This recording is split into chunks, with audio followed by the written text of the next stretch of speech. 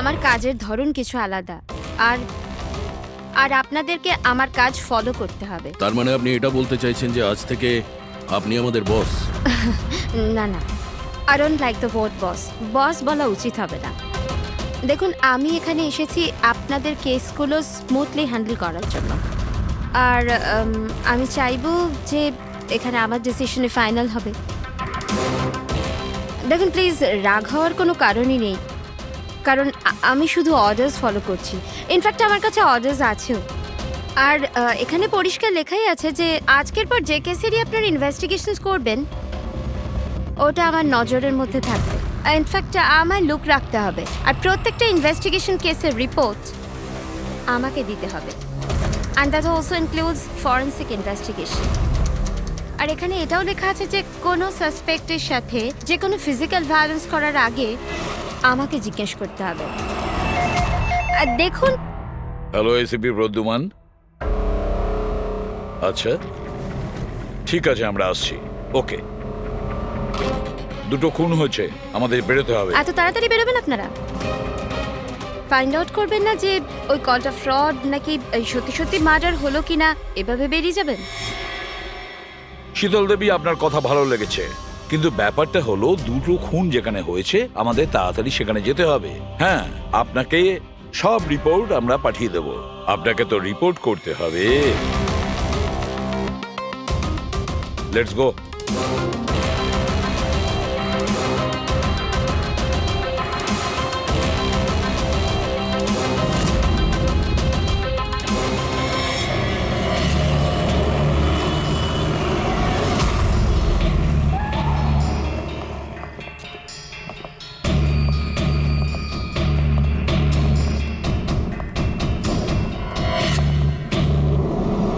কোথায় খুন হয়েছে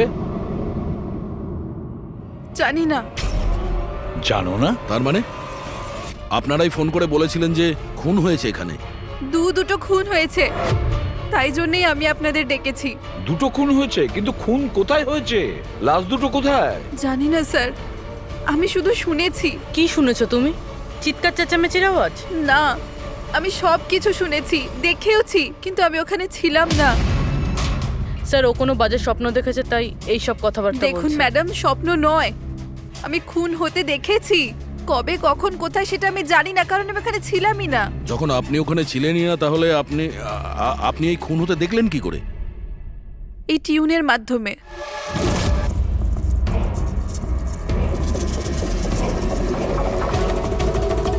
এই বিটটায় অনেক বৃষ্টি হচ্ছে, আশেপাশে গাছ আছে, আর একটা ভাঙা বোটও আছে। এই এই ড্রামটায় কেউ এই লোকটাকে টেনে নিয়ে যাচ্ছে, আর এই বিটটাতে ওই ওই লোকটা ওকে পাথর দিয়ে মাথায় মারছে। আচ্ছা, তুমি ওদেরকে খুন হতে দেখেছো মিউজিকের পার্ট শুনে? এটা হয়নি তো যে এগুলো তোমার শুনে কিছু ভেবেছো, আন্দাজ করেছো? স্যার, আমি গেস করিনি, এই মিউজিক আমি দেখতে পাচ্ছি। কিন্তু মিউজিকে খুন হতে দেখা কিভাবে সম্ভব? ম্যাম, অনন্যার শরীর খারাপ, তাই এরকম কথা বলছে। আপনি কে? স্যার, আমার নাম লতা, আমি এখানকার ম্যাট্রন। আমি ওকে ছোটবেলা থেকে চিনি, যখন থেকে ও অরফেনেজে এসেছে। কি অসুখ হয়েছে অনন্যার? স্যার, ওর সিনেস্থেসিয়া আছে। সেনেথেসিয়া? ম্যাম, একটা কন্ডিশন আছে, নর্মাল কন্ডিশনের মানুষরা মিউজিক শুনতে পায়, কিন্তু এই কন্ডিশনে মানুষ মিউজিক শুনতে শুনতে ভিজুয়ালও দেখতে পায়, আর মিউজিক শুনতে শুনতে ভিডিওর মতো দেখতে পায়। আপনি তার মানে বলতে চাইছেন যে অনন্যা সাউন্ড দেখতে পায়? Yes sir. কি করে? আপনি চোখ বন্ধ করুন আর ইমাজিন করুন ড্রাম বিট শুনতে পাচ্ছেন। নিন, কল্পনা করছি। আপনি কি দেখতে পাচ্ছেন? ড্রাম বিটের আওয়াজ শুনতে পাচ্ছি, কিন্তু আমি কিছু দেখতে পাচ্ছি না। এটা নর্মাল কন্ডিশনে হয়, কিন্তু সিনেস্থেসিয়াতে মানুষ মিউজিকের সাথে নিশ্চয়ই কিছু না কিছু দেখতে পায়, যেমন কিছু মানুষদের দেখতে পায়, রং দেখতে পায়, বা যে কোনো কিছু দেখতে পায়। তার মানে এই মিউজিকের পার্ট শুনে তুমি ওই খুন দুটো হতে দেখেছো? হ্যাঁ। আমার মনে হচ্ছে যে অনন্যা মিউজিক শুনে যেটা দেখছে ওটা আসলে নেই, ও ওটাকে ভিজুয়ালাইজ করছে, যেমন আমরা স্বপ্নে দেখি। কিন্তু স্বপ্নতে যেটা আমরা দেখি সেটা ভিজুয়ালাইজ করি, কিন্তু সেটা সত্যিকারের হয় না। স্যার না, স্যার আমি যেটা দেখছি সেটাই বাস্তব। যেটা আমি দেখছি সেটা খুব ভয়ঙ্কর, যেন আমি টিভিতে কাউকে মার্ডার হয়ে যেতে দেখছি। আর দুটো আলাদা আলাদা মিউজিকে দুটো আলাদা আলাদা খুন হচ্ছে, একটা পাথর দিয়ে হচ্ছে আর একটা ক্রোবার দিয়ে। আচ্ছা, আর একটা খুনের ব্যাপারে তুমি কিছু বলতে পারবে? খুনটা কোথায় হয়েছে, তার আশেপাশে কোথায় কি ছিল, খুনি কে, কি করছিল?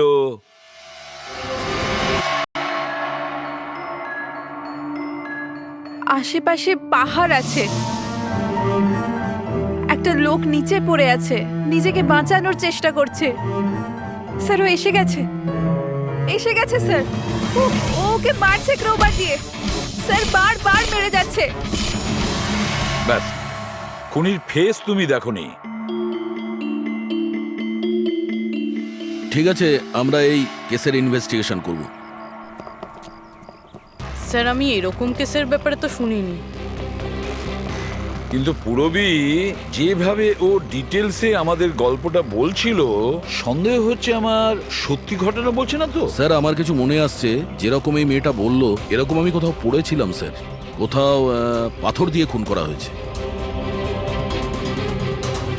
তাহলে একটা কাজ করো দয়া, ক্রাইম ব্রাঞ্চে খোঁজ নাও যে এরকম দুটো কেস হয়েছে কিনা। Okay sir. স্যার, যেরকমটা আপনি বলেছিলেন ঠিক এরকমই কেস 2 মাস আগে পুনেতে হয়েছিল। তাকে পাথর দিয়ে হত্যা করা হয়েছিল। আর স্যার ক্রোবার দিয়ে মার্ডার পানভেলে হয়েছিল এই ধরুন 6 মাস আগে। তো সেগুলোর ফাইল এনেছেন এখানে? Yes. Yes, yes. Sir sir এই কেসগুলো। আর এটা হলো Panvel murder case file. Panvel, ঠিক আছে, থ্যাংক ইউ ভেরি মাচ। আপনারা যেতে পারেন।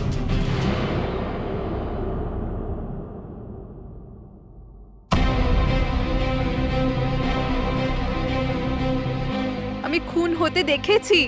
আশেপাশে গাছ আছে আর আর একটা ভাঙা বোটও আছে। যেটা ভিজুয়ালে দেখেছিল সেটা একদম হুবহু ওই রকম স্যার। তার মানে ও যা বলছে তার সঙ্গে মিলে যাচ্ছে। অদ্ভুত ব্যাপার স্যার, এই দুটো ঘটনার কথা আজ মিউজিক শুনে অনন্যা ভিজুয়ালাইজ করেছেন, কিন্তু এই দুর্ঘটনা দুটো, একটা 6 মাস আগে আর আরেকটা তো 2 মাস আগে হয়েছে। এটি কিভাবে সম্ভব? যে মেয়েটা এই ক্রাইম সিনে ছিলই না, সে সব কিছু ভিজুয়ালাইজ কি করে করলো? আমি মানি না। আর বাই দ্য ওয়ে, এই সিনেস্থেসিয়া কি? আসলে এটা বোঝানো খুব কঠিন, কিন্তু আমি চেষ্টা করছি বোঝানোর। দেখুন, ব্যাপারটা হচ্ছে যখন আপনি কোনো বিশেষ জিনিসের ঘ্রাণ নেন, তখন তার সঙ্গে জড়িত সমস্ত স্মৃতি আপনার মনে আসে। এটা ধরুন কোনো বিশেষ ব্যক্তি বা কোনো বিশেষ জায়গা, সবকিছু। ধরে নিতে পারেন যে এই গন্ধ এক প্রকার আপনার মেমারিকে ট্রিগার করে, কিন্তু এটা শুধুমাত্র সিনেস্থেসিয়ার কন্ডিশনই হতে পারে। এই কেসে সুগন্ধর জায়গায় কোনো মিউজিকে পেয়ে গেছে। এক্স্যাক্টলি। এবার দেখুন, মেয়েটি একটা বিশেষ ধরনের মিউজিক শুনেছে। ওই মিউজিকটার একটা বিশেষ জায়গায় একটা বিশেষ ধরনের প্রিলিউড ব্যবহার করা হয়েছে, যেটা ওকে একটা গাছের স্মৃতি মনে করিয়ে দেয়। আর আরেকটা ইনস্ট্রুমেন্টেও লোকটাকে দেখেছিল। এক্স্যাক্টলি। বাস আমার মনে হয় খুনি এই খুনের ঘটনাটাকে কোনো বিশেষ পদ্ধতিতে মিউজিকে কনভার্ট করেছে। মানে হচ্ছে, যখন মিউজিক বাজে তখন ওই ঘটনার সঙ্গে জড়িত সমস্ত জিনিস, সমস্ত জায়গা স্মৃতিকে আলোড়িত করে। কিন্তু এই সমস্ত কিছু সেই ভিজুয়ালাইজ করতে পারে যার সিনেস্থেসিয়া রোগ আছে, অন্য কেউ নয়। আর এটাই ওই অরফানেজের মেট্রনও বলেছে। আপনাদের কাছে এই সব কিছু অদ্ভুত লাগছে না? যাই হোক, কেস সলভ করা আমাদের কাজ। স্যার, হতে পারে এই খুনিরও এই সিনেস্থেসিয়ার অসুখ আছে, আর ওই এই মিউজিক রেকর্ড করেছে, কারণ এই মার্ডার আর ক্রাইম সিনের ব্যাপারে ওই জানে। কিন্তু জানতে কি করে পারবো যে এই মিউজিকটা কম্পোজ করে ইন্টারনেটে কে আপলোড করলো? আর সেটা খুঁজবই বা কি করে স্যার? ফেডরিক, ইন্টারনেট খোলো, দেখো ইন্টারনেটে এই পার্টিকুলার মিউজিক পিসগুলো যেগুলো দুটো কেসে আছে সেগুলো কোথাও আছে কিনা।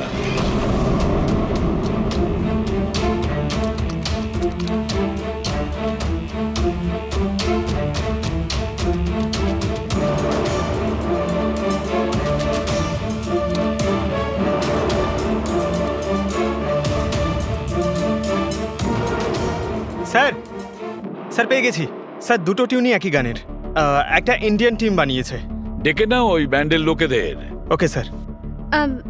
ওকে, আপনারা আপনাদের ইনভেস্টিগেশন করতে থাকুন, আমি একটা অন্য কাজ সেরে আসছি।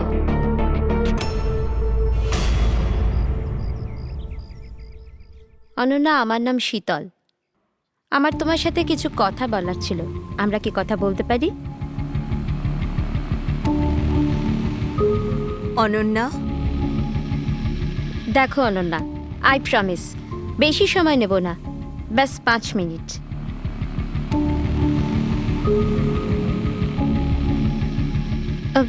ও কিছু বলছে না কেন? ম্যাম ওই খুব ভয় পেয়ে আছে। ওই ঘটনাটা ওর মাথায় খুব প্রভাব ফেলেছে। ও নর্মাল হতে কিছুটা সময় লাগবে। ওকে।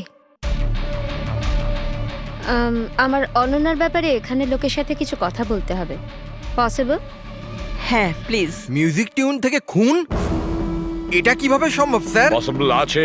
সিনেস্থেসিয়ার একজন পেশেন্ট তোমার এই মিউজিক পিস শুনে একটা খুনের ব্যাপারে ভিজুয়ালাইজ করেছে, বুঝেছো?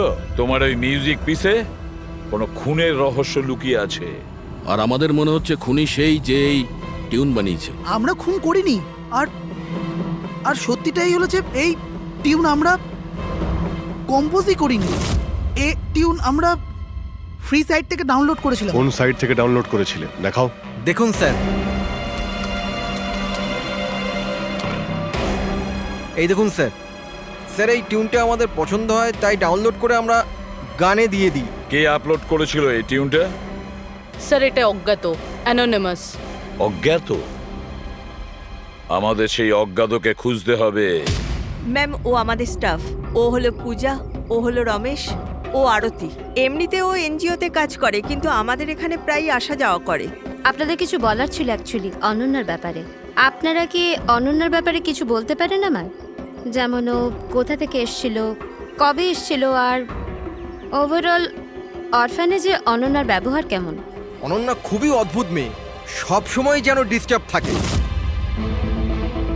ও এখানে কবে এসেছিল? ছোটবেলা থেকেই, কিন্তু ওকে ভিন্ন ভিন্ন দুবার লোকে অ্যাডপ্ট করেছিল, কিন্তু জানি না কেন কিছুদিন রাখার পর আবার এখানে এসে ফিরিয়ে দেয়। কেন? এর কারণ? নিশ্চয়ই ওর খারাপ ব্যবহারের জন্য, ওর মাঝে মাঝে ঝগড়া করার জন্য, মাঝে মাঝে ভায়োলেন্ট হয়ে যেত। ব্যাস এই অভ্যেসটা ওর ছোটবেলা থেকেই ছিল। কি ভুলভাল বলছো তুমি? অনন্যা এমন নয়, এসব ভুল বলছে। ম্যাম সত্যি আমি এখানে প্রায়ই আসা যাওয়া করি, কিন্তু কখনো অনন্যাকে এমন আচরণ করতে দেখিনি। ও সবই ভুল বলছে। তো তাহলে সত্যিটা কি? সত্যিটা এটাই, অনন্যা ছোট থেকে খুব কষ্টে বড় হয়েছে। হ্যাঁ, এর জন্য কখনো কখনো ও অদ্ভুত ব্যবহার করে থাকে। অদ্ভুত ব্যবহার নয় ম্যাডাম, এটা ভেবে নিন অনন্যাকে যদি কেউ ক্রস করেছে তাহলে ওর সাথে দুর্ঘটনা হবেই হবে। এই তো আগের মাসে অরফানেজের বাচ্চাদের সাথে কি হয়েছিল মনে নেই নাকি? কেন ভুলভাল বলছো? কি হয়েছিল বলো। ম্যাম, আগের মাসে একটা বাচ্চার ফুড পয়জন হয়ে গেছিল, আর ওই দিনই ওর ঝগড়া অনন্যার সাথে হয়েছিল। আচ্ছা, তার মানে তুমি বলছো যে এটা অনন্যা করেছে? হ্যাঁ। ভেবে চিন্তে কথা বলো রমেশ, খুবই বাজে কথা বলছো অনন্যার নামে। পেট্রন, অনন্যাকে অরফানেজ থেকে 2টো ফ্যামিলি অ্যাডপ্ট করেছিল, কিন্তু তারা ফেরত পেয়ে যায়। এর পিছনে কোনো কারণ তো থাকবেই, হয়তো অনন্যারই কোনো দোষ ছিল, খামতি ছিল। আমি মানতে পারলাম না। এনিওয়ে, অনন্যার ব্যাপারে কি কোনো ফাইল আছে যেখানে ওসব ডিটেলস আছে? সেটা কি আমি দেখতে পারি? হ্যাঁ নিশ্চয়ই।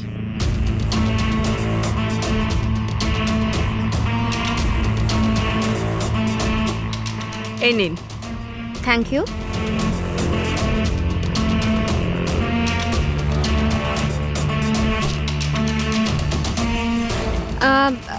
থ্যাংক ইউ মেট্রন, কিন্তু আমাকে এখনই বেরোতে হবে। আচ্ছা, আমি এই ফাইলটা কদিন বাদে ফেরত দিলে কি চলবে? হ্যাঁ।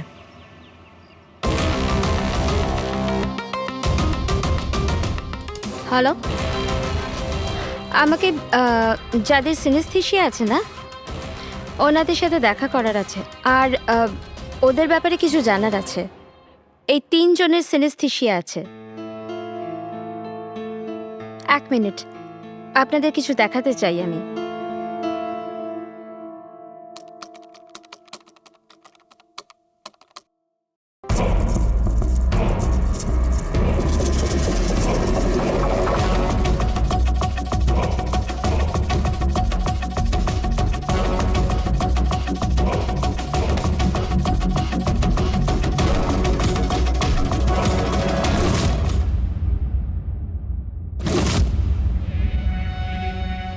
এখন আপনি বলুন, আপনি এই টিউনটা শুনে কি ভিজুয়ালাইজ করলেন? ম্যাম, আমি একটা বড় ঘাস ভর্তি মাঠ দেখলাম, সেখানে গরু ঘাস খাচ্ছিল আর সূর্য পরিষ্কার দেখা যাচ্ছিল। আমি একটা নদী দেখলাম, ওখানে নৌকো ছিল আর আমি দেখলাম কিছুজন আগুন জ্বালিয়ে বসেছিল। ইন্টারেস্টিং। চলুন আপনাদের মধ্যে আপনি বলুন, আপনি কি দেখলেন? শহর শহর দেখেছি আমি, ওই ভিড়ভাট্টার জায়গা আর উঁচু উঁচু বিল্ডিং আর ওগুলোর উপর বিজ্ঞাপনের লাইট লাগানো। ইন্টারেস্টিং। 3 different interpretations. ভালোই হলো, আপনারা দেখলেনও আর নিজেদের কানে শুনলেনও। 3 জন যাদের সিনেস্থেশিয়া আছে তারা একই টিউন শুনেছিল, কিন্তু 3টে আলাদা ভিজুয়ালস দেখলো। আর ওই মিউজিক শুনে খুন হতে দেখেছে। এক্স্যাক্টলি। দুনিয়াতে একজনই মানুষ আছে যে এই মিউজিক টিউনটাকে খুন দিয়ে ইন্টারপ্রেট করেছে। কে? খুনি নিজেই। আর ওই খুনি আর কেউ নয়, অনন্যা। হোয়াট? এটা আপনি কি বলছেন? ওই মেয়েটা নির্দোষ? দেখুন এসিপি স্যার, কেস প্রমাণ দিয়ে সলভ করা হয়, ভাবনা দিয়ে নয়। আর আমি ভাবনায় বয়ে যাওয়ার ভুল করিনি। আমি অরফানেজে গিয়েছিলাম আর ওখানে গিয়ে জানতে পারলাম যে অনন্যাকে 2টো ফ্যামিলি অ্যাডাপ্ট করেছিল, কিন্তু ব্যাস কদিন পরেই 2টো ফ্যামিলি অনন্যাকে অরফানেজে দিয়ে গিয়েছিল। আর ওই 2 জন লোক ওখানেই ছিল যাদের মার্ডার হয়েছিল আর যারা অনন্যাকে অ্যাডাপ্ট করেছিল। আমি অনন্যাকে অ্যারেস্ট করেছি আর ওকে নাবালক আদালতে পেশ করার ব্যবস্থা করেছি। আপনি আমাদেরকে না বলে না জিজ্ঞেস করে ওকে অ্যারেস্ট করেন কি করে? I don't need your permission ACP sir, আপনাকে বলার প্রয়োজন ছিল না। ও খুনি আর ওকে শাস্তি পেতেই হবে। আপনি ওই ক্রাইম সিনের ফটো আর পোস্টমর্টম রিপোর্ট দেখেছেন? অফকোর্স দেখেছি। তো হয়তো ভালো করে আপনি দেখেননি, না হলে ওকে আপনি অ্যারেস্ট করতেন না। খুনি অনেক শক্তি প্রয়োগ করেছিল খুন করার জন্য। একটা 15 বছরের মেয়ে 2জনকে এত নৃশংসভাবে খুন করতে পারে না। আপনারা ওই মেয়েটাকে বাঁচানোর চেষ্টা করছেন। দেখুন, মেয়েটি নির্দোষ আর আমরা কোনো নির্দোষের শাস্তি চাই না। অনন্যা খুনি, এর শাস্তি ওকে পেতে হবে, তাই ওকে অ্যারেস্ট অর্ডার দিয়েছি। আর এটা আমার ডিসিশন, আর এটাই ফাইনাল ডিসিশন। আপনারা শুধু সময় নষ্ট করছিলেন। আর হ্যাঁ, এই মিডিয়াকে এই কেসটার ব্যাপারে জানাতে হবে। আপনারা প্লিজ মিডিয়াকে জানিয়ে দেবেন যে এই কেসটা সলভ হয়ে গেছে। আপনি যদি কেস সলভ করেন আপনিই বলে দিন, আমাদেরকে কেন বলছেন? ফাইন, নো প্রবলেম, আমি বলে দেব। কিন্তু এটা আপনারা আমার ওয়ার্নিং ভেবে নিতে পারেন, নয়তো আশা করছি এরপর থেকে আমার সমস্ত কথা আপনারা শুনবেন।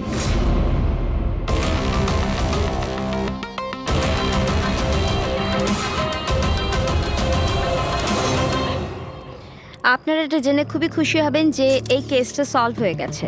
ম্যাম, কে খুনি? খুনি একটা 16 বছরের মেয়ে যার নাম অনন্যা। বেশ কিছুদিন ধরেও আমাদের সবাইকে বোকা বানিয়ে দিব্যি ঘুরছিল, কিন্তু আমি ওকে অ্যারেস্ট করে নিয়েছি। ম্যাম, এই কেসটা অনেক পুরনো না? হ্যাঁ, এই কেস বেশ পুরনো ছিল। ইনফ্যাক্ট বেশ কিছুদিন ধরে ওটা ক্রাইম ব্রাঞ্চের খরচের খাতায় পড়েছিল, কিন্তু সিআইডি যখনই টেক ওভার করলো 24 ঘন্টায় কেস সলভ। তো ম্যাম, আপনিও সিআইডির একজন? আগে হ্যাঁ, আমি আজই সিআইডি টিম জয়েন করেছি অ্যাজ দ্য সুপারভাইজার। আর জয়েন করতেই একদিনে কেস সলভ হয়ে গেল।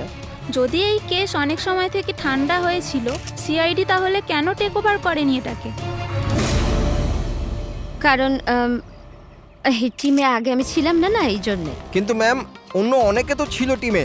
হ্যাঁ, এনারা প্রায় 20 বছর ধরে আছেন আর মামলা তদন্ত করতেই থাকেন, কিন্তু আসলে ওনারা কখনো কখনো ভাবুক হয়ে যান।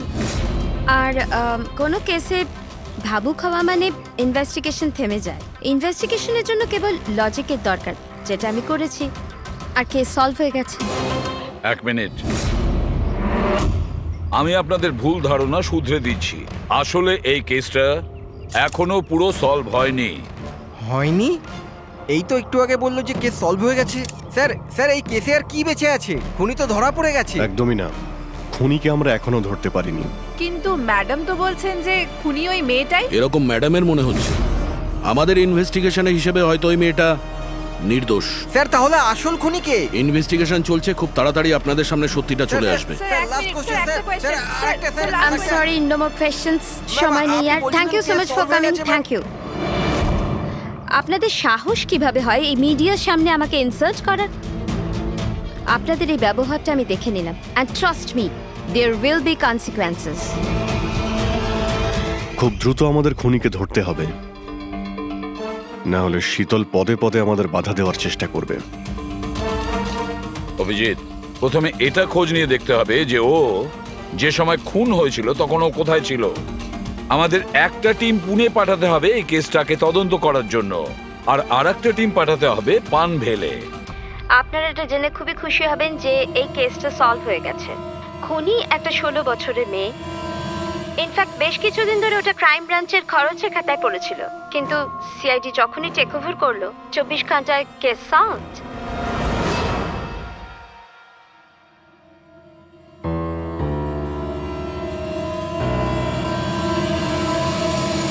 দেখুন, 23শে ফেব্রুয়ারি বিকেল 4টে থেকে 7টার সময় অনন্যা কোথায় ছিল? সাধারণত তখন বাচ্চারা বাইরে যায় খেলতে, আর 9টার মধ্যে চলে আসে। আচ্ছা, অনন্যা অরফানেজ গিয়েছিল না বাইরে? না স্যার, অনন্যা এখানেই ছিল আর কোথাও যায়নি। এটা আপনি এত জোর গলায় কি করে বলছেন? এর জন্যই বলছি, কারণ আমার অনুমতি ছাড়া কোনো বাচ্চা বাইরে যেতে পারে না। কিন্তু কখনো কখনো অনন্যা কয়েক ঘন্টার জন্য অরফানেজ থেকে উধাও হয়ে যেত, এটাও তো বলো ওনাদের। স্যার, ও মিথ্যে বলছে। ও অনন্যাকে হিংসে করে। আমি কেন অনন্যাকে হিংসে করব? তাহলে ওকে বদনাম কেন করছো? আমাদেরকেও বলেছে এখানে কিছু কিছু লোকের পেছনে লাগে। স্যার, আমি শুধু অনন্যার ব্যাপারে আপনাদের খোঁজ খবর দিচ্ছিলাম। তাহলে এটাও বলো না যে আগের বছর অনন্যা তোমার নামে কমপ্লেন করেছিল। এর বিরুদ্ধে কেন? স্যার, ও এখানের বাচ্চাদের মারতো। অনন্যা ওর নামে কমপ্লেন করেছিল, সাসপেন্ডও হয়েছিল। তখন থেকে অনন্যাকে ঘৃণা করে। এখানের বাচ্চাদের মারতো। অনন্যা ওর নামে কমপ্লেন করেছিল, সাসপেন্ডও হয়েছিল। তখন থেকে অনন্যাকে ঘৃণা করে। একটা কথা বলো, অনন্যাকে ওই মিউজিক পিস শুনতে কে বলেছিল? স্যার, ইনি। হ্যাঁ স্যার, অনন্যা মিউজিক পছন্দ করত। অনেকবার ওকে নানা ধরনের গান শুনতে দেখেছি। এর জন্য ওকে আমি মিউজিক শুনতে দিতাম। বুঝতে পারিনি এতে প্রবলেম হয়ে যাবে। আচ্ছা, আপনাদের মধ্যে কি কেউ মিউজিক ইনস্ট্রুমেন্টস বাজাতে জানেন? স্যার, আমি পিয়ানো বাজাতাম। স্যার, আমিও পিয়ানো বাজাই। আচ্ছা, একটা কথা বলুন, যেদিন পুনেতে খুন হয়েছিল সেদিন আপনারা কোথায় ছিলেন? আমরা সব বাচ্চাদের নিয়ে পুনা গিয়েছিলাম। সেদিন আপনারা সবাই পুনাতে ছিলেন? কি ছিল ওখানে? ওখানে একটা ইভেন্ট ছিল, তাই। স্যার, হ্যাঁ, এরা প্রত্যেকে সাধু সাজার নাটক করছে। একটা কাজ করি আমরা, এদের প্রত্যেকের কম্পিউটার চেক করো, দেখো কে এই মিউজিক পিস বানিয়েছে আর আপলোড করেছিল। কারণ যে এই মিউজিক পিস বানিয়ে আপলোড করেছে না, সেই খুনি হতে পারে।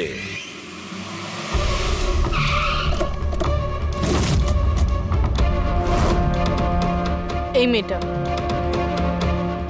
এখানে 2 মাস আগে এসেছিল। হ্যাঁ ম্যাম, এই 2 মাস আগে একটা এনজিও ইভেন্ট অর্গানাইজ করেছিল, তো ওই ইভেন্টে ও ডান্স করতে এসেছিল। ও খুব ভালো ডান্স করেছিল sir. She is a very talented girl. আর ওই দিনই এখানের আশেপাশে একটা খুন হয়েছিল। খুন তো হয়েছিল স্যার, কিন্তু যে জায়গায় খুন হয়েছিল সেটা এখান থেকে প্রায় 1 ঘন্টার রাস্তা হবে। আর এই ইভেন্ট ওই দিন কটার সময় শুরু হয়েছিল? 5টার সময় শুরু হয়েছিল, রাত প্রায় 8টার সময় শেষ আচ্ছা, হয়েছিল। আপনাদের কি মনে আছে এই মেয়েটা পুরো সময় ইভেন্টেই ছিল নাকি এখান থেকে অন্য কোথাও গিয়েছিল? এই মেয়েটা 6টার সময় স্টেজে উঠেছিল, আর ইভেন্ট শেষ হওয়া পর্যন্ত স্টেজেই ছিল। স্যার, মেডিকেল রিপোর্ট অনুযায়ী খুন 3টে থেকে 6টার মধ্যেই হয়েছে। এই দেখো, এটা হচ্ছে সেই জায়গা যেখানে খুন হয়েছিল, আর এই জায়গায় ইভেন্ট ছিল। এখান থেকে এখানে পৌঁছানোর জন্য মিনিমাম 1 ঘন্টা লাগে। স্যার, হতে পারে ও দুপুরবেলায় বেরিয়ে গেছিল, খুন করে তারপরে ইভেন্ট জয়েন করেছিল। আরে না না ম্যাম, এরকম কিছুই হয়নি। অ্যাকচুয়ালি ইভেন্ট শুরুর আগে আফটারনুনে রিহার্সাল ছিল, আর ওই মেয়েটা ওখানে 4টে পর্যন্ত ছিল, আর এরপর 5টা থেকে সমস্ত স্টুডেন্ট ব্যাক স্টেজে এক জায়গায় হচ্ছিল। 4টের সময় রিহার্সালে ছিল, হ্যাঁ। আর 5টার সময় ব্যাক স্টেজ। Yes. আর একটু আগে আপনি বললেন 6টার সময়ও স্টেজে ছিল। যদি এটা হয় তো অনন্যা খুন কি করে করবে? আর যদি অনন্যা খুন না করে থাকে তাহলে খুন করলোটা কি? সমস্ত রিপোর্ট আর এভিডেন্স তৈরি করার পর আমার মনে হচ্ছে যে অনন্যা নির্দোষ। আপনার কোনো অবজেকশন? No your honour. কিন্তু স্যার এনার কাছে পুনের মার্ডার কেসের এভিডেন্সের রিপোর্ট আছে। পানভেল মার্ডার কেসে নির্দোষ প্রমাণ করার কোনো এভিডেন্স বা কোনো রিপোর্ট নেই। এরকম হতে পারে যে অনন্যা অরফানেজ থেকে বেরিয়ে গিয়েছিল আর মার্ডার করে আবার ফিরে গিয়েছিল। It can be possible, right sir? আপনার কাছে যদি কোনো প্রমাণ থাকে তো প্লিজ দিন, যাতে এটা প্রমাণ হয় যে যখন খুন হলো অনন্যা পানভেলে ছিল। দেখুন, এভিডেন্সেস আর সাক্ষ্য প্রমাণ অনুযায়ী এই কেসটা ডিসমিস করে দেওয়া হচ্ছে। অনন্যাকে দয়া করে ছেড়ে দিন।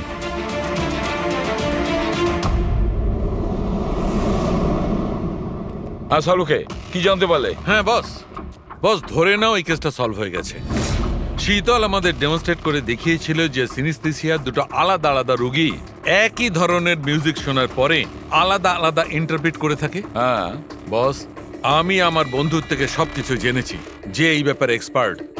ও আমাকে অন্য কথা বলল।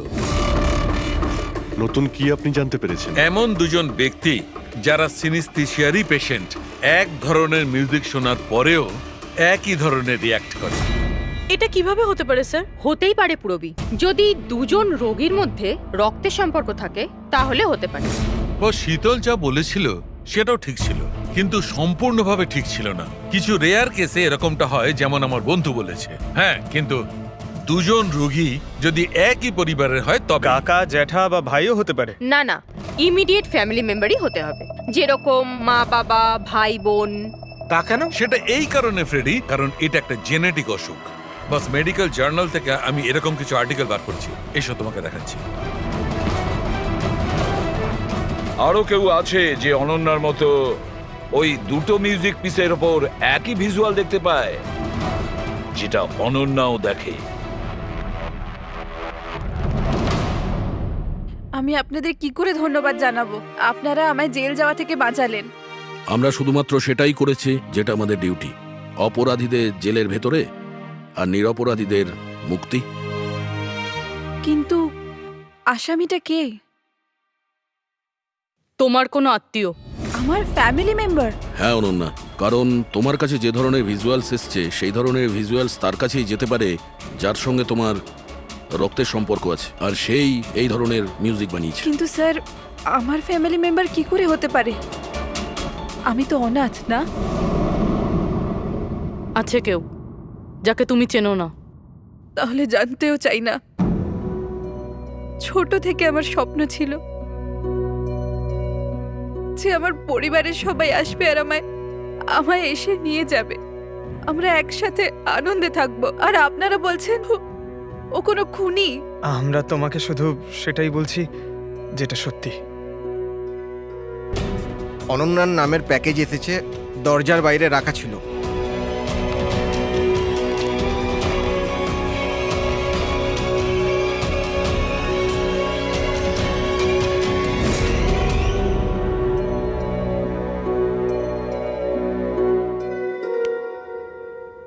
Pen drive?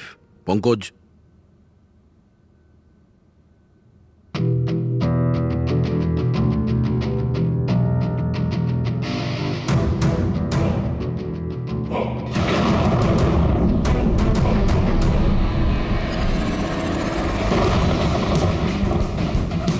আমি বাড়ি দেখতে পাচ্ছি, খুব বিদ্যুৎ চমকাচ্ছে। কোনো মহিলা বাড়ির মধ্যে দৌড়াদৌড়ি করছে আর একটা দোলনাও আছে বাইরে। কেউ ওই মহিলার পিছনে ক্রোবার নিয়ে দৌড়চ্ছে। আর কি? ও ওই মহিলাকে ক্রোবার দিয়ে মারছে। কাকে মারতে দেখলে? জানি না স্যার, এটা তো একটা চিঠিও আছে। আনিয়া, এটা তোমার ভবিষ্যৎ। তুমি যা দেখেছো তোমার সাথে তাই হবে, এটাকে কেউ আটকাতে পারবে না। এই মিউজিকের সাথে অনন্যা যেটা দেখেছে, কেউ ওই মহিলাকে মারতে চলেছে।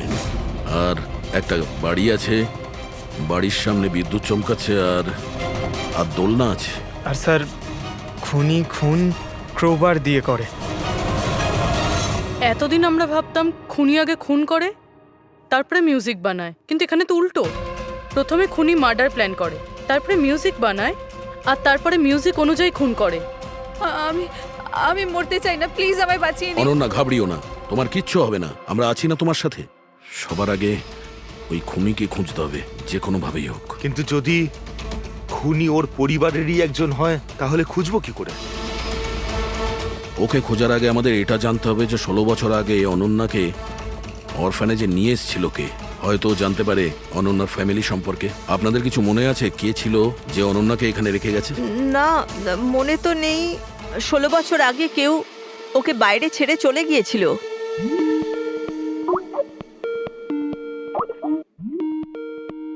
শীতল ম্যাডামের ফোন, ভিডিও কল করছে। হ্যালো, আমি বাস এটাই বলার জন্য ফোন করলাম যে ওই মেয়েটাই খুনি।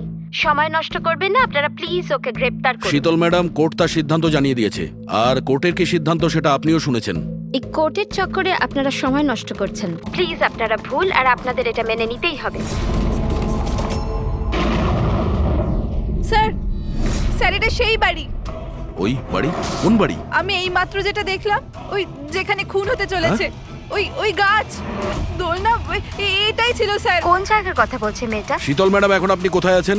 আমি এখন আমার বাড়ির বাইরে। আর কোথায় থাকবো? আপনার প্রাণের সংশয় আছে। কি বলছেন আপনি অফিসার? আমার প্রাণ বিপদে, আমাকে কে মারবে? দেখুন শীতল ম্যাডাম, উনি আপনাকে মারার জন্য মিউজিক কম্পোজ করেছে, যেটাও আমাদের পাঠিয়েছে। আর ওই মিউজিকের হিসাবে আপনার ঘরের কি লোকেশন। বাচ্চাদের মতো কথা বলছেন অফিসার? আমাকে ভয় পাওয়ানোর জন্য সব করছেন না, আর আমি ভয় পাচ্ছি না। আর আমাকে সব বলছেন আপনাদের কেসের পথে আমি বাধা দেই। শীতল ম্যাডাম, এই ব্যাপারে আমরা পরেও কথা বলতে পারবো। আমার কথা মন দিয়ে শুনুন। আপনি ইমিডিয়েট বাড়ির ভেতরে যান আর দরজা জানলা সব বন্ধ করুন। আর আমরা যতক্ষণ না ওখানে পৌঁছই, আপনি কারোর কথায় দরজা খুলবেন না। মানে? আমি আপনাকে পরে বোঝাবো। এখন আমি আপনাকে যেটা বললাম সেটা করুন।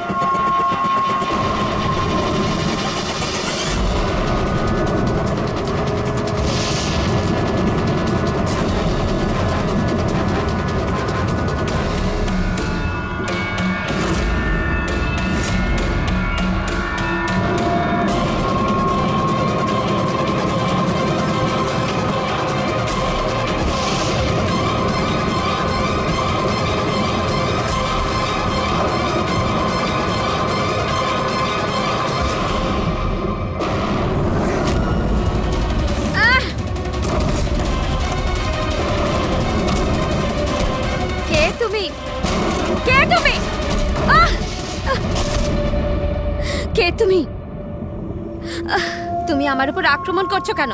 তুমি জানো না এর ফল কি হবে? আমি তোমাকে ছাড়বো না। আমার কাছ থেকে বেঁচে তুমি পালাতে পারবে না। কে তুমি?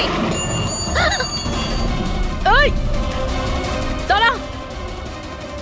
ওকে ওকে স্যার।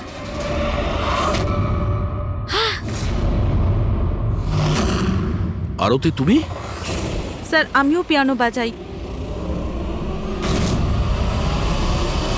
শীতল ম্যাডাম, আমরা আপনাকে আগেও বলেছিলাম অনন্যা খুনি নয়। আই এম সরি স্যার, আমার আপনাদের কথা বোঝা উচিত ছিল। আমি আমার মতো করে ইনভেস্টিগেশন করেছিলাম, আর আপনারা আপনাদের মতন। আমরা দুজনেই আমাদের ডিউটি করেছিলাম অফিসার। ট্রাস্ট মি, আমার ক্যারিয়ারে প্রথম হলো যে আমার জাজমেন্ট ভুল হলো। ওটা ঠিক আছে, আপনার মাথায় আঘাত না লেগেছে। না না, আই এম ওকে। ফ্রেডি, অ্যাম্বুলেন্সকে ফোন করো তাড়াতাড়ি।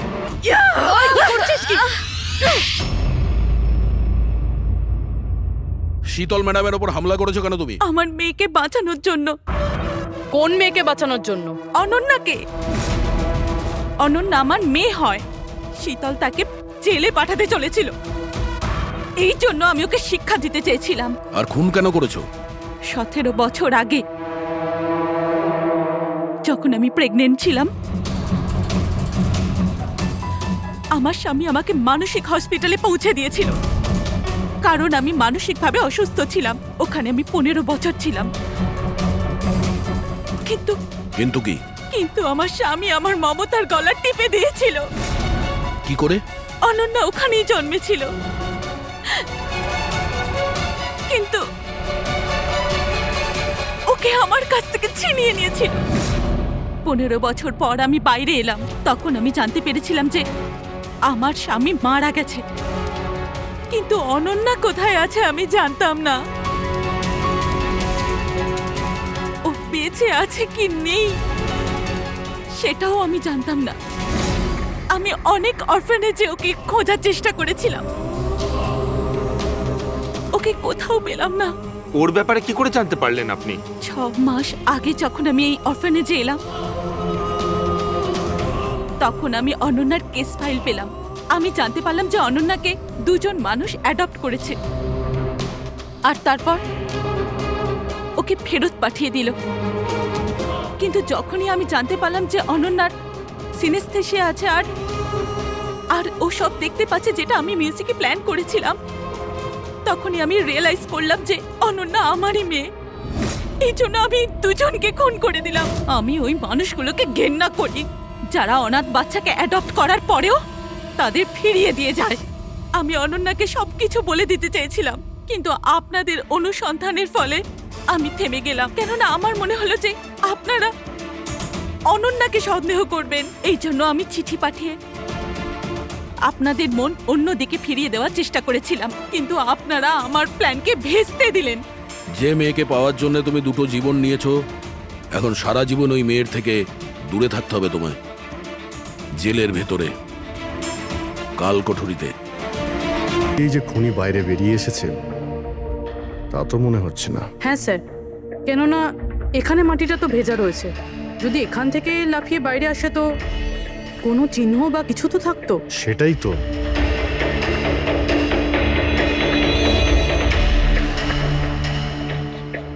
ওখানে মর্গের রুমের বাইরে সিমেন্ট ভিজে, ওখানে কোনো চিহ্ন নেই। এখানে একটাই রাস্তা আছে যেটা দিয়ে বাইরে আসা যায়, এখান থেকেও আসেনি, মানে গেল কোথা দিয়ে? কিন্তু স্যার, একটা জলজ্যান্ত মানুষ এইভাবে হাওয়াতে উড়ে তো যেতে পারে না। কারেক্ট। জলজান্ত মানুষ না হতে পারে পুরবী, কিন্তু মৃত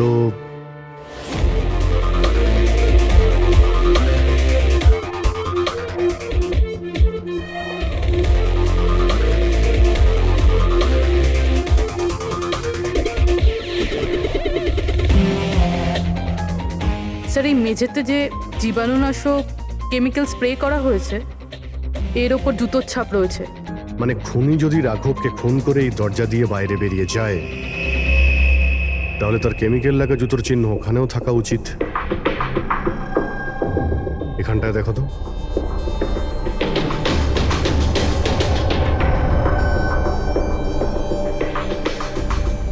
স্যার, এখানে জুতোর ছাপ তো আছে, কিন্তু আমাদের জুতোর ছাপ রয়েছে। এই যে প্লাস্টিক কভার্স আমরা পরে আছি, এগুলো ছাড়া আর কোনো চিহ্ন নেই। আর কোনো চিহ্ন নেই? না। আচ্ছা, আমি যেরকম ভেবেছিলাম তেমনটাই হয়েছে। স্যার, আপনি কি বলতে চাইছেন? মানে হলো খুনি এই দরজা দিয়ে বাইরে যায়নি। স্যার, খুনি এই দরজা থেকে বাইরে যায়নি, মেইন ডোর থেকে বাইরে যায়নি, তাহলে বাইরে গেল কিভাবে? খুনি এই রুম থেকে বাইরেই যায়নি। এটা কি করে সম্ভব স্যার? রাঘবের মৃত্যুর পর এই রুমটা তো আমি নিজে চেক করেছি। যদি রাঘব ছাড়া এই রুমে আর কেউ ছিল তাহলে এই 8টা লাশ। Exactly my point. এখানে 8টা লাশ ছিল, 8টা। স্যার, আপনি কি বলতে চাইছেন? রাঘবের খুন কোনো লাশ করেছে? হতে পারে। এই 8টা লাশের মধ্যে এখানে শুধু 5টা রয়েছে। 3টে লাশ তাদের পরিবারের লোকেরা নিয়ে গেছে। হ্যাঁ স্যার। যে লাশগুলো এখান থেকে গেছে তার ডিটেলস আমার এখনই চাই, এখনই। স্যার, আমার মনে হচ্ছে এই খুনির রহস্য এই 3টে লাশের মধ্যে লুকিয়ে আছে।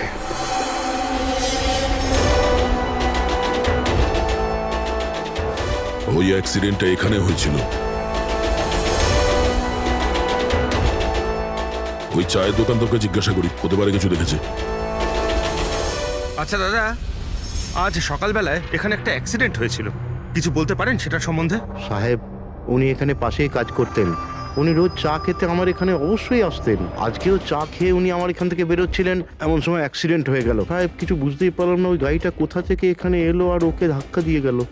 গাড়ির নম্বরটা দেখেছেন আপনি? সাহেব, সবকিছু এত তাড়াতাড়ি হয়ে গেল, নাম্বার দেখার সুযোগই পাইনি। আচ্ছা, গাড়িটা কি ছিল দেখেছিলেন? সাদা রঙের বড় গাড়ি ছিল স্যার। ও একলা ছিল না ওর সাথে অন্য কেউ ছিল? এসেছিলেন তো একা একাই।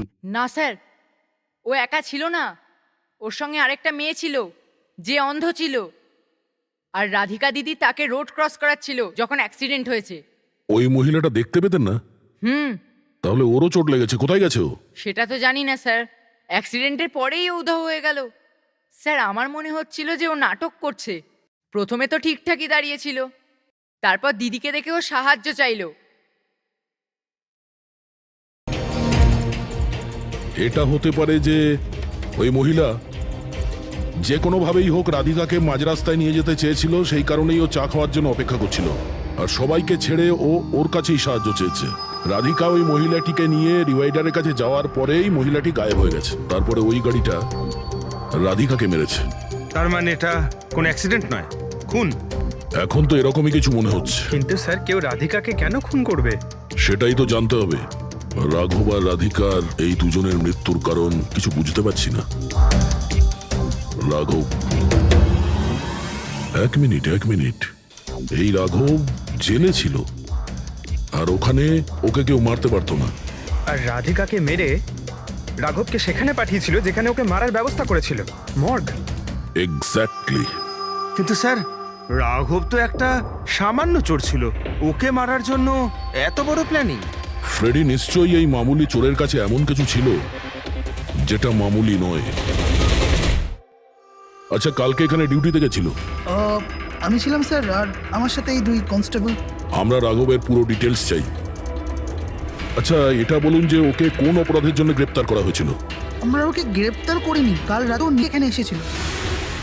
নিজে এখানে এসেছিল? আমি স্যারের সঙ্গে টাকার কথা বলছি, তুই আমাকে ইনফরমেশনটা বল। বল। না, আমি এখন বড়বাবুকেই বলবো। এটা বল, স্যার কোথায়? তুই আমাকে বল না। না, আমি স্যারকেই বলবো। কুশল, কিসের তর্ক বিতর্ক চলছে এখানে? নমস্কার স্যার। রাঘব, তুই এখানে কি করছিস? স্যার, রাঘব বলছে ও অনেক বড় ইনফরমেশন নিয়ে এসছে। আচ্ছা, ঠিক আছে, ওর কাছ থেকে ইনফরমেশন নিয়ে নাও। কিন্তু স্যার, ও টাকা চাইছে।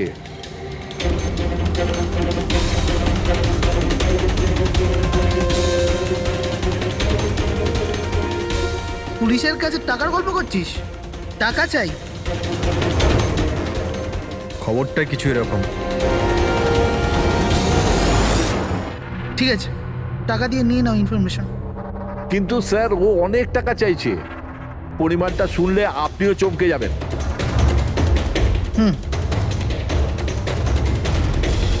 বল, কত দাম তোর ইনফরমেশনের? 3 কোটি। আরে, 3 কোটি? এমন কি ইনফরমেশন ছিল ওর কাছে যে এত টাকা চাইছিল? জানি না স্যার, ও কিছু বলেনি। হ্যাঁ, এটা বলছিল যে কয়েক হাজার লোকের জীবনের প্রশ্ন, কিন্তু বলবে তখনই যখন ও 3 কোটি টাকা নেবে। স্যার, কালকে রাতে তো ওকে আমি লকআপে রেখে দিয়েছিলাম। ভেবেছিলাম যে সকাল হলেই ওকে আমি আমার মতো করে জিজ্ঞেস করব। ঠিক তখনই ওর মেয়ের ব্যাপারে আমরা জানতে পারলাম, আর আমরা ওকে নিয়ে মর্গে চলে গেলাম। স্যার, এমন কি রহস্য ছিল ওর কাছে যার উপরে হাজার হাজার মানুষের প্রাণ নির্ভর করছিল, আর যার জন্য ওর নিজের এবং ওর মেয়ের প্রাণটাও গেল? আগে তো আমাদের এটা জানতে হবে যে এই রাঘব কালকে কোথায় কোথায় গেছিল আর কার কার সঙ্গে দেখা করেছিল, আর সারা দিন ও কি করেছিল। স্যার, দিনের কথা তো জানি না, কিন্তু রাতে ওর রোজকার মতো নেশাতেই ছিল। আমরা ওর ফাইলটা চাই। হ্যাঁ স্যার। এই লোকটা এখানে আসে দেখেছেন? হ্যাঁ, আছে স্যার। আপনি ম্যানেজারকে জিজ্ঞেস করুন। ম্যানেজার কোথায়? উপরে।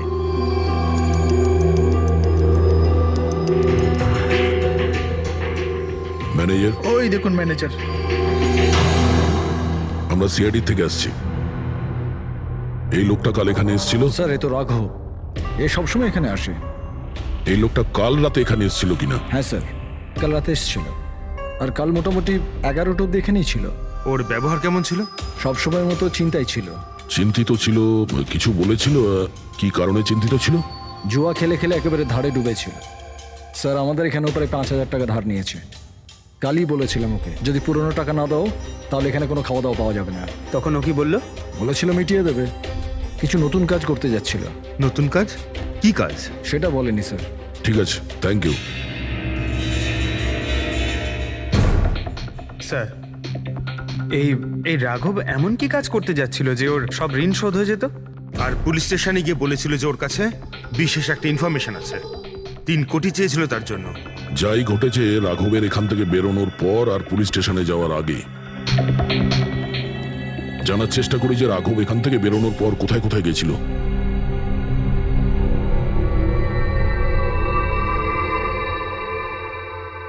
আচ্ছা, কালকে এই লোকটাকে আশেপাশে কোথাও দেখেছিলে? হ্যাঁ স্যার, যখন এখান থেকে বেরোচ্ছিলাম তখন আমি দেখেছি ওনাকে। তারপর কোথায় গেলেন আমি কিছু জানি না। আচ্ছা, এখান থেকে ও হেঁটে গেছিল না? হ্যাঁ স্যার, শুধু হেঁটেই গিয়েছিল, পুরো নেশা করেছিল। ওইদিকে কোথায় গেল স্যার? নেশা অবস্থায় হেঁটে গেছে তো বেশি দূর যায়নি। চলো দেখি। Thank you. ঠিক আছে স্যার।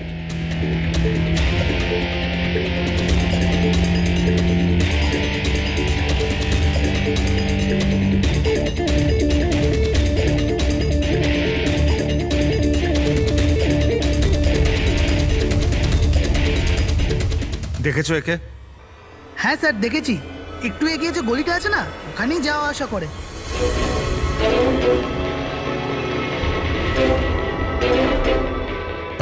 এক মিনিট, এই লোকটাকে দেখেছো? এ তো শিবার আত্মীয়।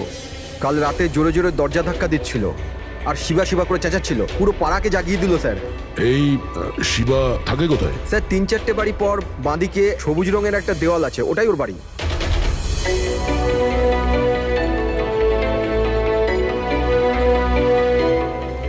তালা লাগানো আছে, খুলতে হবে। পঙ্কজ, একটা কাজ করো, আশেপাশে কেউ আছে কিনা দেখো, ডাকো ওকে। আরে এদিকে এসো।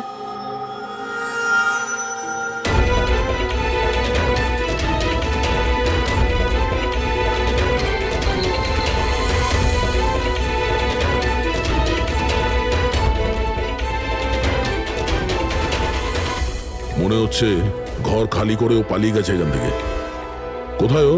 শিবা কোথায়? হ্যাঁ স্যার, ওর তো কোনো খোঁজ খবর থাকে না। যে কোনো সময় আসে, যে কোনো সময় যায়। আচ্ছা, কোনো আইডিয়া আছে কোথায় পাবো ওকে? স্যার, ওই বস্তির পেছনে ওর আত্মীয়র বাড়ি আছে, ওখানে পাওয়া যেতে পারে, ওখানেও যায় আসে।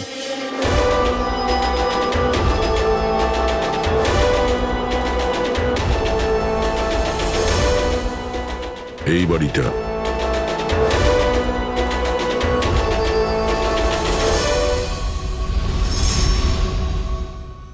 আপনি শিবার আত্মীয়? হ্যাঁ স্যার। আপনারা? এই শিবা এখানে আসা যাওয়া করে কি? হ্যাঁ স্যার, কখনো কখনো। মাঝে মাঝে। আজ আসতে পারে? বলতে পারবো না স্যার।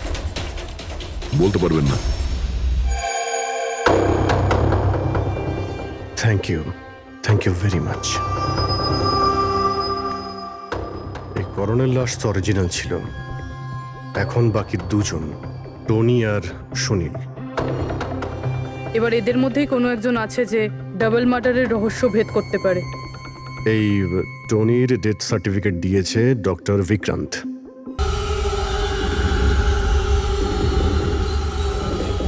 রবি, রবি, দরজা খোল। আপনি কে? সিআইডি। কোথায় পালাচ্ছিস? এই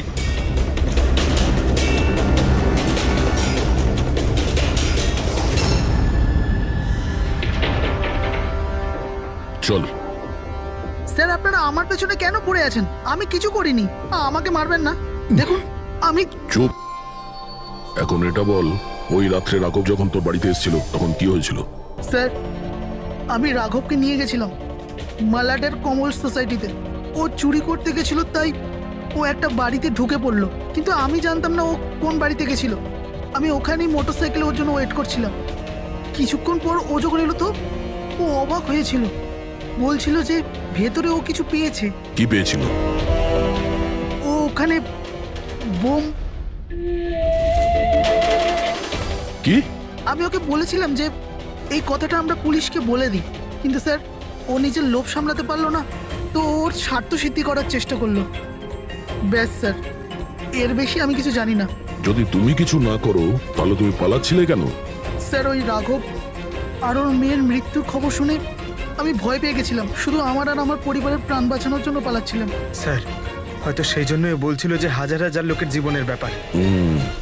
আর যদি সত্যি রাঘব ওখানে বোম পেয়ে থাকে তাহলে এটা তো খুব সাংঘাতিক ব্যাপার।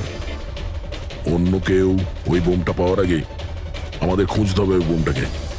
কোথায় ছেড়েছিলে তুমি রাঘবকে বলো আমাদের। চলো। কমেন। ডক্টর বিক্রান্ত। হ্যাঁ বলুন। আমি সিআইডি থেকে এসেছি।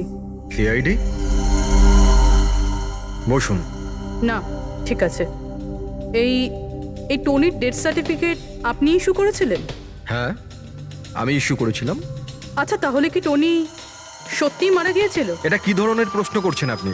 অফকোর্স মারা গেছিল, না হলে আমি ডেথ সার্টিফিকেট ইস্যু করতাম কি করে? দেখুন ডক্টর, আমি সেরকম কিছু বলতে চাইনি। এরকমও তো হতে পারে আপনার কোনো ভুল হয়েছিল, ও বেঁচে ছিল আর তারপর। আমার 20 বছরের জীবনে আমাকে আজ পর্যন্ত এরকম অভিযোগ কেউ করেনি। আচ্ছা ডক্টর, আপনি কি টনিকে আগে থেকে চিনতেন? আগে না, ওনার স্ত্রী ওনাকে ক্লিনিকে নিয়ে এসেছিলেন। হার্ট অ্যাটাক হওয়ার জন্য উনি মারা গিয়েছিলেন। হ্যাঁ ম্যাডাম, এটা সত্যি যে আমাদের দিক থেকে কোনো ভুল হয়নি। আমি কোনো হাতুড়ে ডাক্তার নই ম্যাডাম।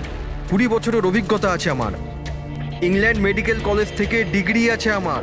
আপনি বুঝতে পারছেন? England medical college. আর আপনি আমার যোগ্যতায় সন্দেহ করছেন? আমি কি জীবিত আর মৃতর মধ্যে পার্থক্য বুঝি না?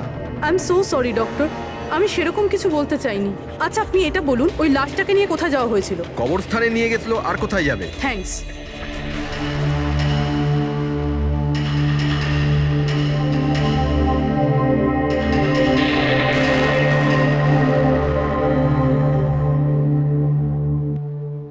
হ্যাঁ পূরবী, কি জানতে পারলে? স্যার এই ডক্টর বিক্রান্ত যে টনির ডেথ সার্টিফিকেট ইস্যু করেছিল, এ কেমন অদ্ভুতভাবে কথা বলছিল। বলছিল যে সে তার ডিগ্রি ইংল্যান্ড মেডিকেল কলেজ থেকে পেয়েছে। England medical college? হ্যাঁ স্যার। স্যার এই নামের তো কোনো কলেজ নেই, আমি ইন্টারনেটেও চেক করেছি। তাহলে আমাকে এরকম কেন বললো? আমার মনে হচ্ছে ও কিছু লুকোচ্ছে। স্যার আমারও তাই মনে হয়। আমি একটা কাজ করছি, আমি খোঁজ নিচ্ছি। দেখো, এই কেসটা কিন্তু খুব বিপজ্জনক, বুঝেছো? তুমি একা কিছু করতে চেও না। তুমি তোমার লোকেশন পাঠাও, আমি এখনই যাচ্ছি। ওকে? ঠিক আছে স্যার।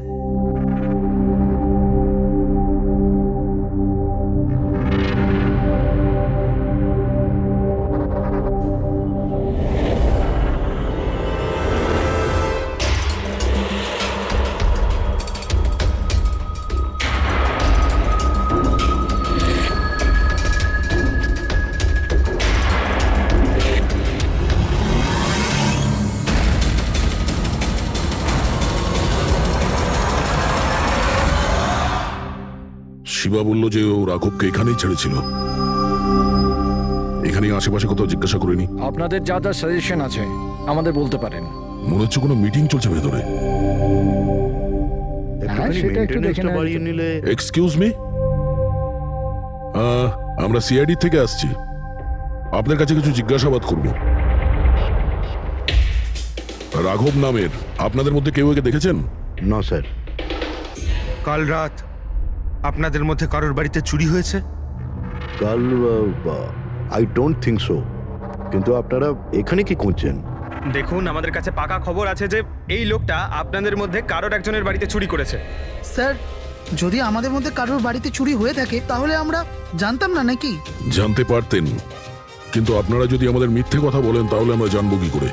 আমাদের আপনাদের সবাইয়ের ঘরের তল্লাশি নিতে হবে। নিতিন বাবু, let's cooperate with CID. Sir আপনারা তল্লাশি নিতে চান, আপনারা করুন তল্লাশি, আমাদের কোনো প্রবলেম নেই। ঠিক আছে, মনে হচ্ছে তল্লাশি করে কোনো লাভ হবে না। বোম এখান থেকে সরিয়ে দেওয়া হয়েছে। এতক্ষণে বম হয়তো টার্গেটে পৌঁছেও গেছে। তাহলেও এদের মধ্যে কেউ না কেউ মিথ্যে কথা বলছে। একটা কাজ করো, এদের সবার ডিটেলস বার করো। বোম না হোক, বারুদ কিংবা অন্য কোনো প্রমাণ নিশ্চয়ই পাবো। আমাদের কাছে সময় খুব কম, তাড়াতাড়ি করো।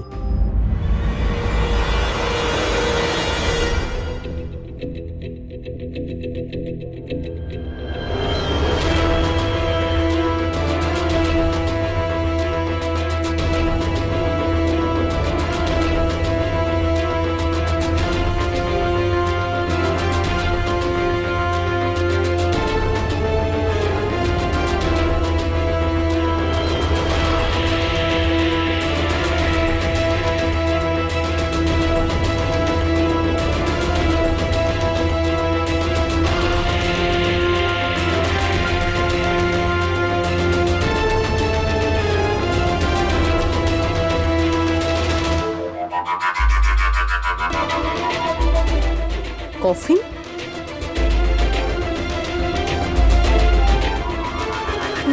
টনির লাশ এখানে?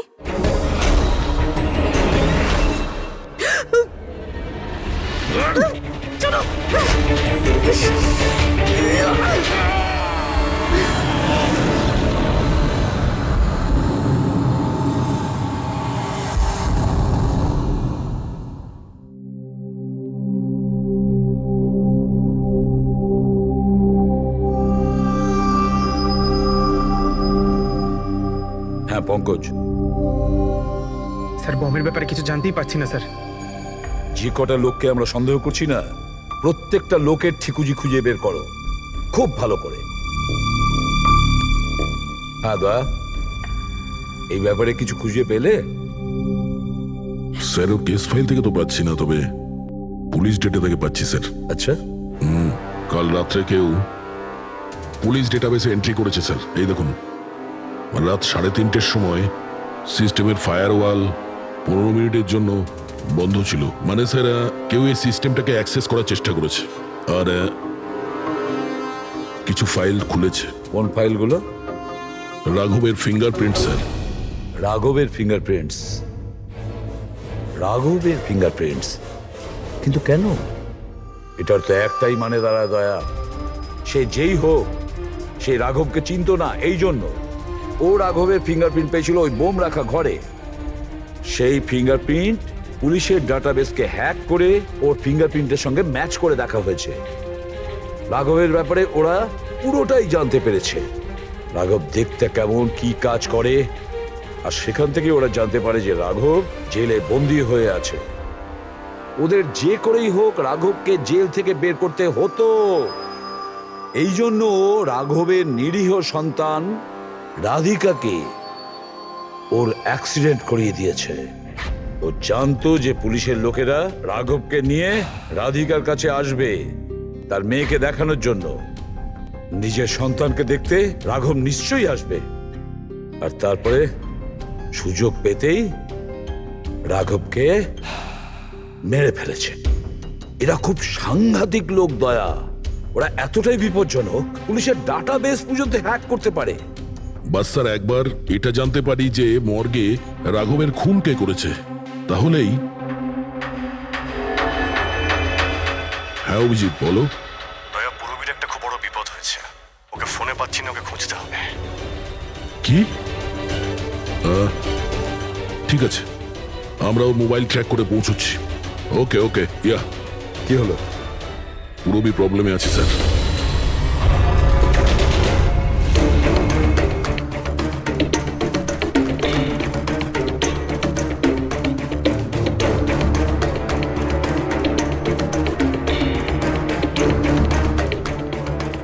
লোকেশন তো এটাই বলছে, চলো।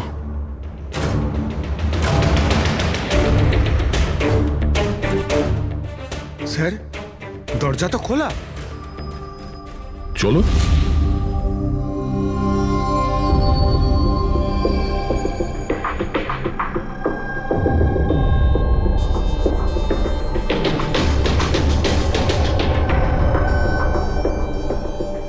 এখানে তো কেউই নেই।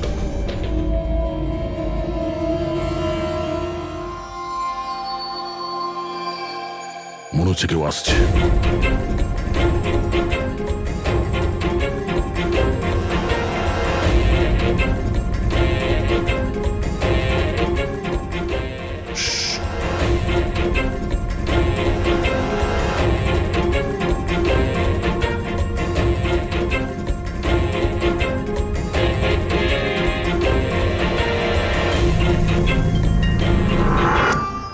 অভিজিৎ তুমি? আমি পুরবীর মোবাইল ট্র্যাক করে এখানে এসেছি। পুরবী কোথায়? পুরবী তো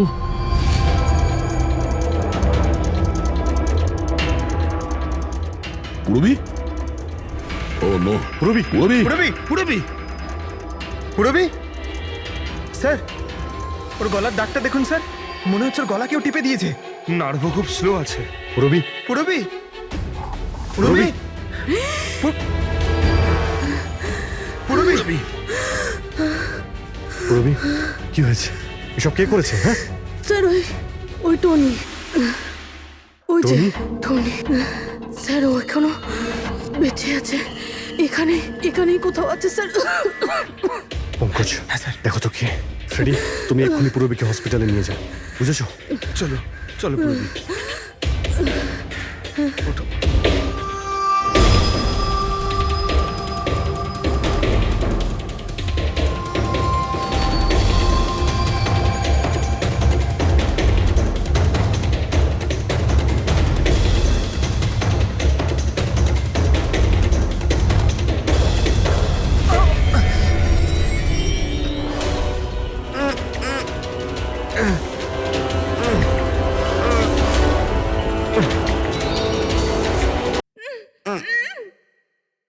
আমার স্বামী। ভয় পাবেন না, আমরা সিআইডি থেকে। সাবধানে।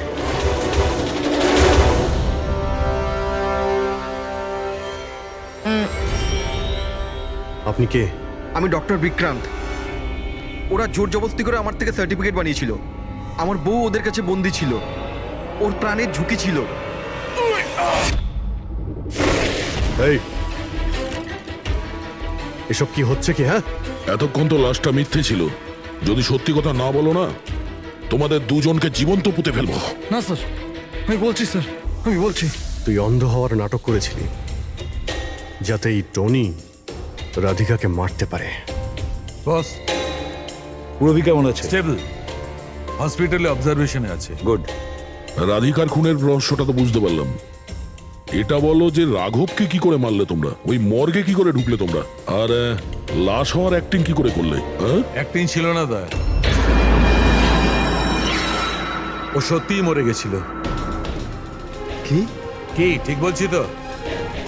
প্রথমে তুমি মরে গেছিলে, তারপর বেঁচে উঠে তুমি রাঘবকে খুন করে দিলে, রাইট? আরে সালুকে কি বলছো সব? মরে গেছে, বেঁচে উঠেছে, আবার বেঁচে উঠেছে। আমি ঠিক বলছি বস। পূরবীর গলাটা টেপার সময় এর হাত থেকে কিছু কেমিক্যালস পূরবীর গলায় লেগে যায়। আমি ওগুলো টেস্ট করেছি। ওটা এক ধরনের টক্সিন, যেটা খুবই রেয়ার, দুর্লভ সমুদ্রের মাছের মধ্যে পাওয়া যায়। এই সামুদ্রিক মাছ নিজেদের প্রাণ বাঁচানোর জন্য এই টক্সিনের ব্যবহার করে। কিছুক্ষণের জন্য একে দেখে মনে হবে যে মারা গেছে, কিন্তু আবার বেঁচে ওঠে। এও সেই টক্সিনই ব্যবহার করেছে। এও কিছুক্ষণের জন্য মারা গেছিল। আর এই টক্সিনটা এমন অদ্ভুত জিনিস যে কেউ একে ধরতে পারে না। মানুষের হার্টবিট একদম বন্ধ হয়ে যায়। দেখে মনে হয় যেন মানুষটা মরেই গেছে।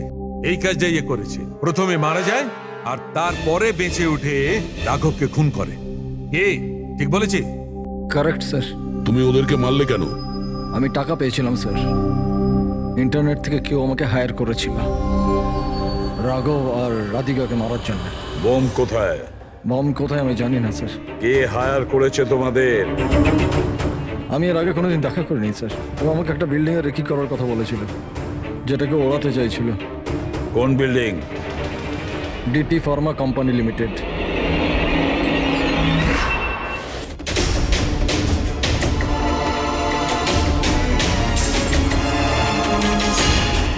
এদিকে শোনো ভাই, এদের মধ্যে কেউ কি এখানে আজকে এসেছে? হ্যাঁ, এ পার্কিং লটে গেছে স্যার।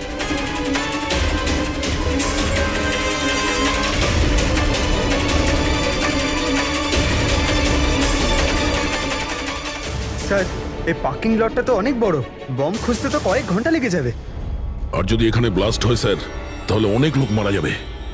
কিন্তু এই বোমটা কোথায়? তাড়াতাড়ি খুঁজতে হবে বোমটা। একটা কাজ করো পঙ্কজ, হেড্রিক, তোমরা ওই দিকটা যাও, আমরা এই দিকটা দেখছি। খুব ভালো করে দেখো।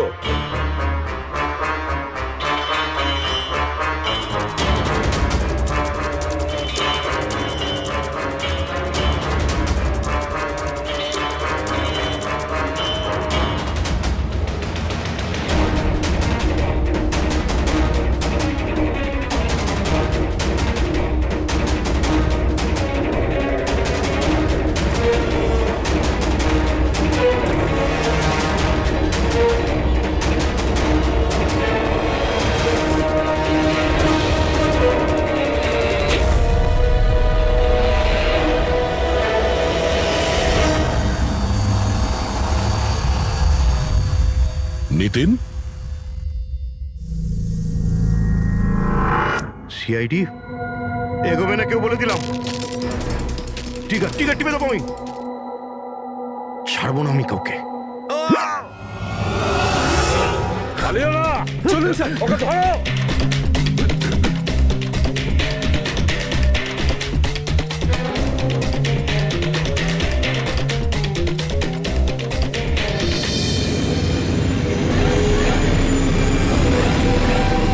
খেলা শেষ।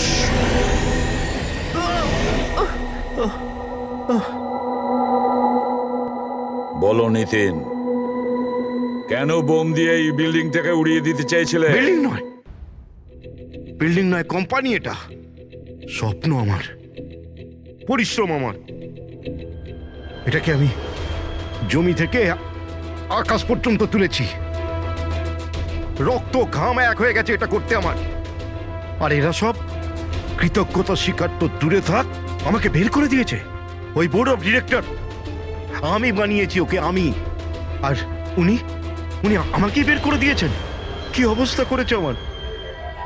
প্রতিশোধ তো নিতেই হতো। কিছু লোকের প্রতি প্রতিশোধ নেওয়ার জন্য তুমি এই পুরো বিল্ডিংটাকে উড়িয়ে দিতে চেয়েছিলে? হ্যাঁ, এই বিল্ডিং এ যে সমস্ত নিরীহ লোকেরা আছে তারা কি ক্ষতি করেছিল তোমার?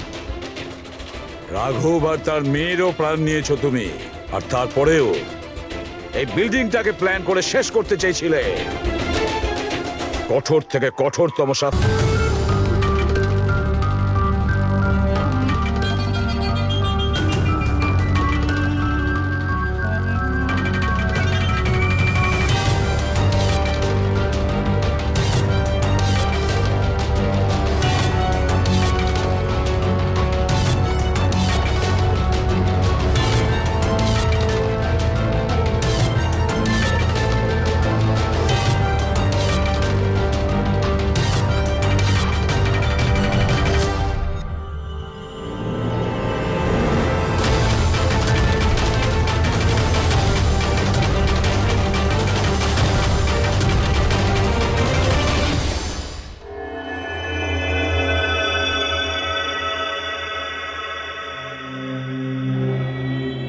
কত হয়েছে দাদা? 7 টাকা।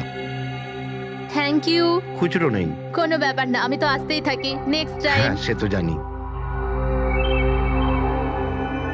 কেউ রাস্তা পার করিয়ে দিন, রাস্তা পার করতে চাই। আসুন, আমি আপনাকে ওপারে পৌঁছে দিচ্ছি। সামলে, হ্যাঁ? ভগবান তোমার ভালো করুক, নয়তো আজকালকার যুগে কে কাকে সাহায্য করে। আর এমন কিছু করে দিইনি আমি। 1 মিনিট, হ্যাঁ?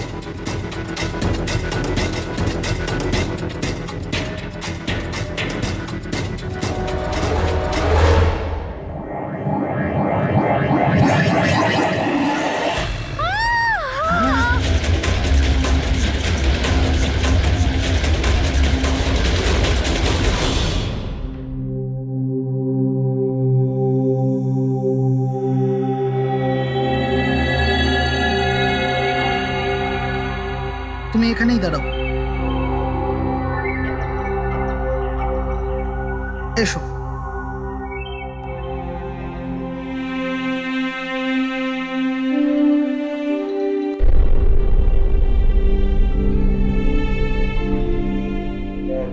রাধিকা, ওঠো রাধিকা, দেখো তোমার বাবা এসেছে।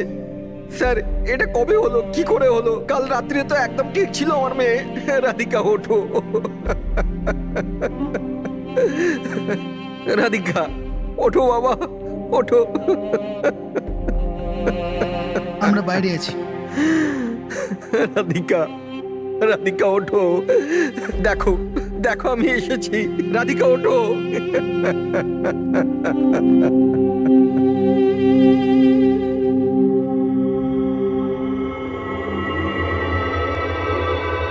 ডক্টর, অ্যাকচুয়ালি কি হয়েছিল? অ্যাক্সিডেন্ট। সকাল সকাল একটা গাড়িতে মেরেছে। যতক্ষণ লোকে এখানে নিয়ে এলো মারা গেছিল।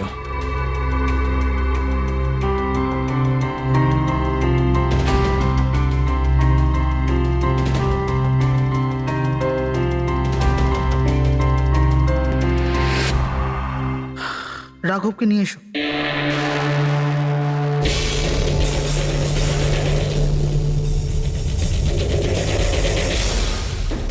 স্যার, একটু ভেতরে চলুন।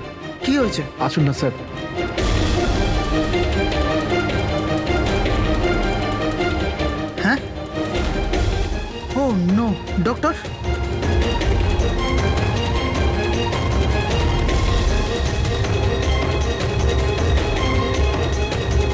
He is dead.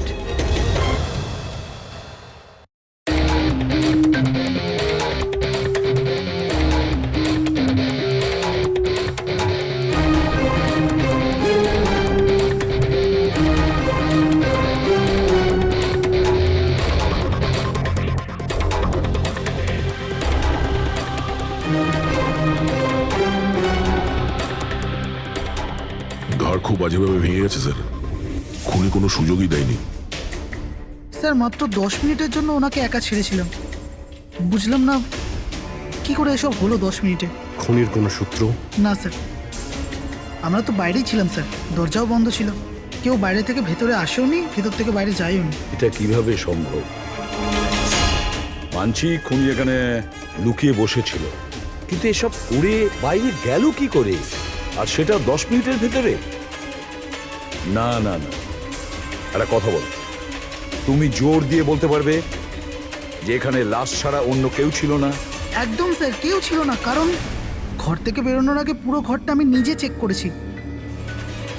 কোনো লাশ তো খুন করতে পারে না, তাহলে করলোটা কে? এটা নিশ্চয়ই কোনো মানুষেরই কাজ। খুনি কোথায় লুকিয়ে থাকতে পারে? এই রাঘব কে ছিল? একজন সাধারণ চোর ছিল, কাল রাত থেকেই লকআপে ছিল। অ্যাক্সিডেন্টে ওর মেয়ে মারা গেছিল, তাই ওকে এখানে নিয়ে এসেছিলাম। দয়া,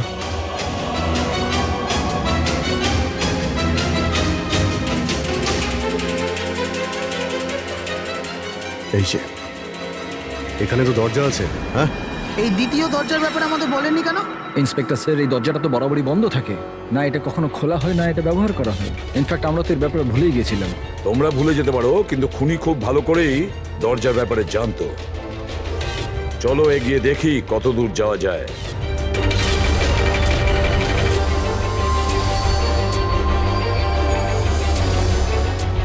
স্যার এই জায়গাটা তো সত্যি সত্যি অনেক দিন ধরেই বন্ধ পড়ে আছে মনে হচ্ছে। স্যার, হ্যাঁ এই দেখুন, জুতোর ছাপ আর এই টুলের ছাপ, মনে হচ্ছে কেউ এখানে বসেছিল।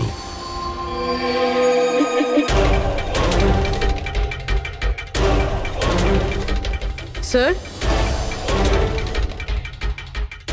হ্যাঁ স্যার এইদিকে যাওয়ার একটা রাস্তা আছে।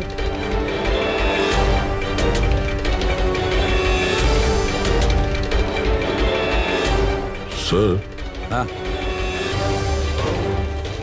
স্যার এখানে সিমেন্টের প্লাস্টারের কাজ চলছে।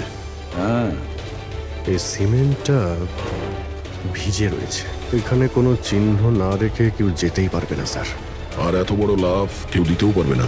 সেটাই তো। স্যার এরকমও তো হতে পারে যে উনি অন্য কোনো রাস্তা ব্যবহার করেছে। হ্যাঁ, কিন্তু সেটা কোথায়? স্যার, স্যার দরজা।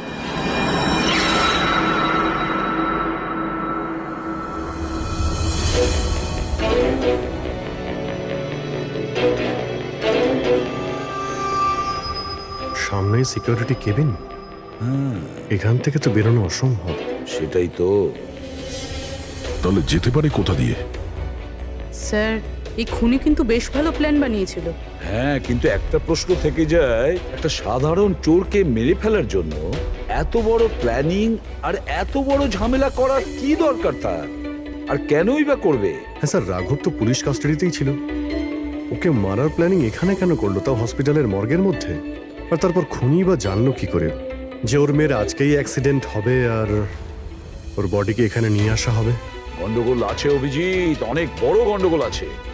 এই রাধিকা আর ওর বাবা রাঘবের মাঝখানে কোনো না কোনো আলাদা সম্পর্ক নিশ্চয়ই আছে।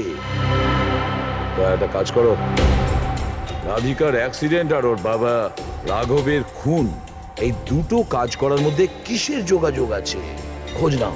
স্যার, আর অভিজিৎ দেখো তো একটু এই হসপিটাল চত্বর ঘুরে যে খুনি এখান থেকে গেল কিভাবে আর কোন রাস্তা দিয়ে।